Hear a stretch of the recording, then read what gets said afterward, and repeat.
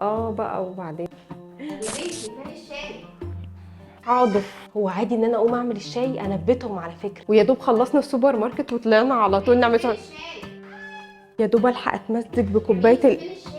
العزومه دي جايه فعلا عليا بخساره. في عزومه حماتك والموقف ده حصل معاكي، هقولك ازاي تعدي منه. اول حاجه لازم تشيلي من دماغك فكره انك ضيفه وتعاملي انك واحده من اهل البيت، فتعملي ده منك لنفسك وبدون كسوف، وهو زيك زي بنتها، وبكده كمان تبقي ريحتي حماتك وكسبتي بونت عندها. هتقولي لي ان حماتك طبعا ما بتقدرش، هقولك اه ما بتقدرش بس ما بنقولش عنك. ده غير ان في شويه حموات فاتنات ما بيحبوش يشوفوا مرات ابنهم قاعده، لازم كل شويه تشيلي وحطي واعملي لنا اي حاجه. بس هنا مش هقدر اقولك غير ان ده قدرك، ومشي الدنيا وخدي الامور خفيف خفيف، واعتبري ان يوم العزومه ده زكاه عن صحتك، ومش هقدر اقولك اكتر من كده. بس هنا هوجه الكلام لكل حما، خليكي حما خفيفه ظريفه، وخصوصا في اول الجواز، هي لسه ما بتبقاش واخده عليكم ولا عارفه طباع البيت، فمن غير ما تقلي عليها اطلبي منها بشياكه. ابدأي معاها، ممكن يا حبيبتي تودي الصينيه دي، ممكن يا حبيبتي تشيلي الاكل ده من مكانه، مش لازم تدخليها تفضل تعمل لكم حاجات في البيت وهي مش عارفه اي حاجه فيه. واهم حاجه من ده كله، بلاش تقفوا لبعض على الواحد، احنا جايين عزومه ولازم ننبسط مع بعض. اكتبوا لي في التعليقات مريتوا بالموقف ده قبل كده ولا لا.